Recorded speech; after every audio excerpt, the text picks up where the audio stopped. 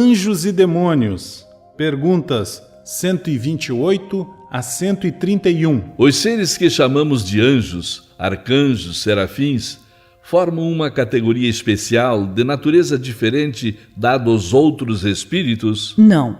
São os espíritos puros, os que se acham no mais alto grau da escala e reúnem todas as perfeições. A palavra anjo desperta geralmente a ideia de perfeição moral. Entretanto, ela se aplica muitas vezes a todos os seres, bons e maus, que estão fora da humanidade. Diz-se o anjo bom e o anjo mau, o anjo de luz e o anjo das trevas. Neste caso, ele é sinônimo de espírito ou de gênio. Nós o tomamos aqui na sua melhor acepção. Os anjos percorreram todos os graus da escala? Percorreram todos os graus, mas, como já dissemos, uns aceitaram sua missão sem murmurar e chegaram mais depressa.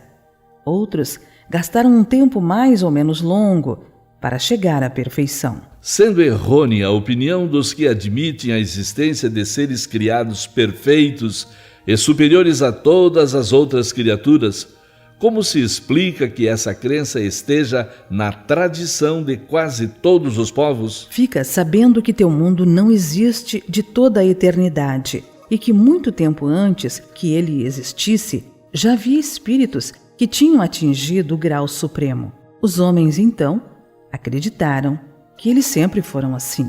Há demônios no sentido que se dá a esta palavra? Se houvesse demônios, seriam obra de Deus. E Deus seria justo e bom se tivesse criado seres eternamente voltados ao mal e infelizes para sempre? Se há demônios, é em teu mundo inferior, em outros semelhantes que eles residem. São esses homens hipócritas que fazem de um Deus justo um Deus mau e vingativo e que julgam agradá-lo pelas abominações que cometem em seu nome. A palavra demônio não implica a ideia de espírito mau, senão na sua acepção moderna, pois a palavra grega daimon, da qual se origina, significa gênio, inteligência, e se aplicava aos seres incorpóreos, bons ou maus indistintamente.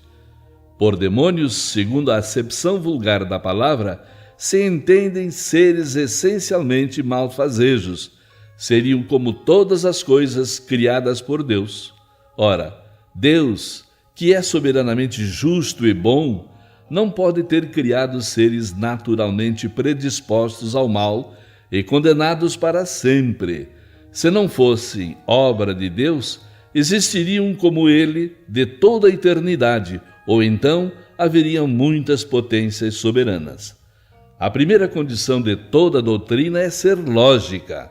Ora, a dos demônios, no sentido absoluto, falha neste ponto essencial.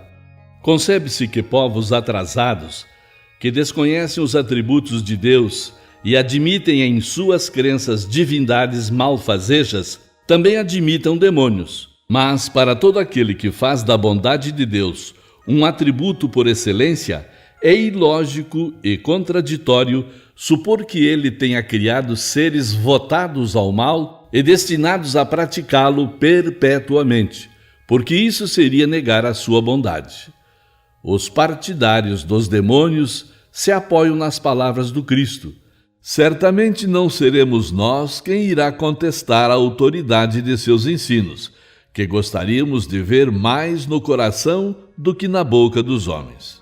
Mas estarão bem certos do sentido que ele dava à palavra demônio? Não é sabido que a forma alegórica é uma das marcas distintivas de sua linguagem?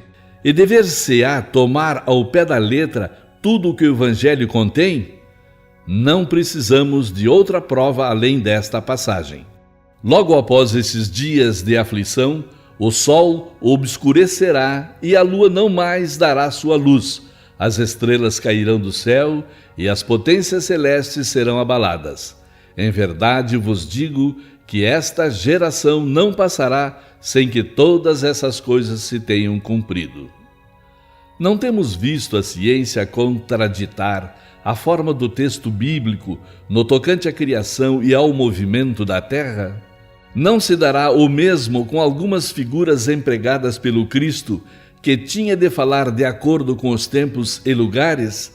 Não é possível que ele haja dito conscientemente uma falsidade. Se, pois, em suas palavras há coisas que parecem chocar a razão, é que não as compreendemos bem ou as interpretamos mal.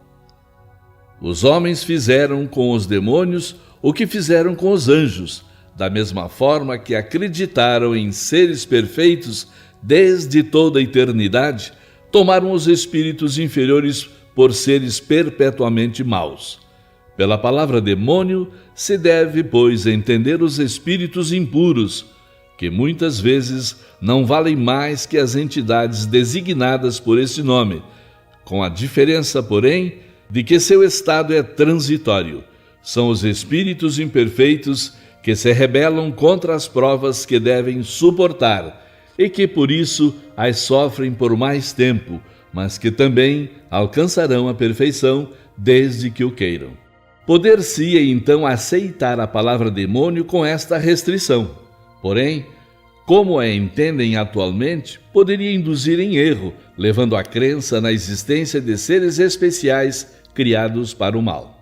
Satanás é evidentemente a personificação do mal sob forma alegórica, pois não se poderia admitir um ser mau a lutar de igual para igual com a divindade, e cuja única preocupação consiste em contrariar os seus desígnios. Como o homem precisa de figuras e imagens para impressionar a sua imaginação, pintou os seres incorpóreos sob uma forma material, com atributos que lembram suas qualidades ou seus defeitos. É assim que os antigos, querendo personificar o tempo, o pintaram com a figura de um velho, segurando uma foice e uma ampulheta.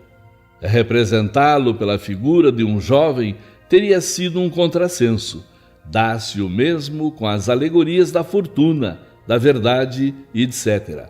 Os modernos representaram os anjos ou espíritos puros por uma figura radiosa, de asas brancas, emblema da pureza, e Satanás com chifres, garras e os atributos da bestialidade, emblema das paixões inferiores. O vulgo, que toma as coisas ao pé da letra, viu nesses emblemas individualidades reais, como outrora vira Saturno na alegoria do tempo.